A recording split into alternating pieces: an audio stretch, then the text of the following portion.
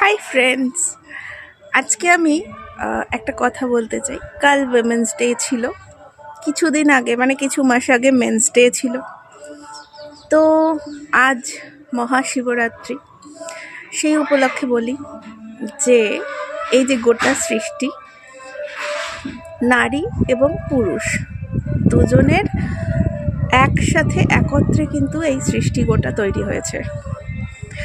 কেউ বড় নয়, কেউ ছোট নয়।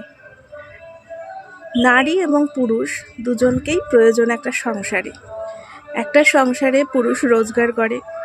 আগেকার দিনের কথা বলছি, পুরুষ রোজগার করবে এবং নারী সবটা দেখে রাখবে। আজকাল মেয়েরা গৃহবধূ হলে মেয়েদের শুনতে হয় যে সারাদিন ঘরে বসে করোটা কি। আগেকার দিনে কিন্তু এতটা ডিসরেসপেক্ট করতো না। আগেকার হাজব্যান্ড, এই যে আমাদের ভোলেনাথ বাবা এবং মা পার্বতীর কথাই বলি, দুজনের মধ্যে কিন্তু খুব সুন্দর একটা আন্ডারস্ট্যান্ডিং ছিল। আমরা যতই এই বাবার সিনেমা হোক বা সিরিয়াল হোক, যত কিছু দেখেছি আমি ছোটোবেলা থেকে, তো এই জিনিসটাই কিন্তু স্পষ্ট যে দুজনের মধ্যে খুব সুন্দর একটা আন্ডারস্ট্যান্ডিং ছিল।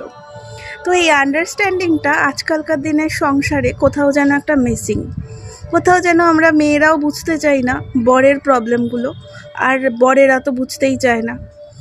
তো এই জিনিসটাকে সরাতে হবে।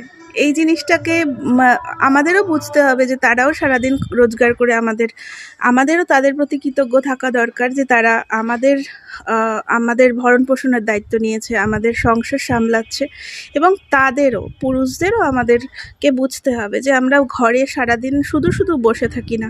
পুরুষরা রোজগার করে ঠিকই, কিন্তু সেই রোজগারের টাকাটা কিন্তু কোথায় কি খরচা করতে হবে, কোথায় কি কাজে লাগাতে হবে, সেটা মেয়েরাই দেখে। আর কোথায় পুরুষরা হয়তো চাল এনে দেবে কিনে বাইরে থেকে, কিন্তু সে চালটা খাওয়া যায় না। সে চালটাকে সুন্দর করে রান্না করলে তবে খাওয়া যায়। তো সুতরাং সব কিছুতেই একটা ছেলে এবং মেয়ের সব জায়গায় সমানভাবে প্রয়োজন। সুতরাং যে কোনো রিলেশনশিপে আন্ডারস্ট্যান্ডিং ভীষণভাবে দরকার। সুন্দর একটা সংসার করতে গেলেও, সেটা তো আলাদা করে বলার কিছু নেই, একটা বাবা মার সম্পর্কই হোক, মা ছেলে, বাবা ছেলে, মা মেয়ে, শাশুড়ি বৌমা, যে কোনো রিলেশনশিপে আন্ডারস্ট্যান্ডিং ভীষণভাবে দরকার।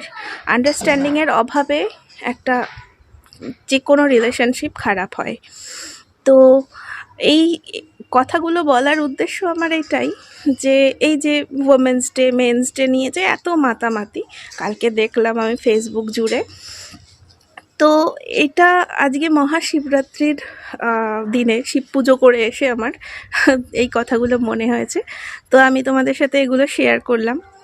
অনেকের হয়তো আমার কথাগুলো খারাপ লাগতে পারে, আবার অনেকের ভালোও লাগতে পারে।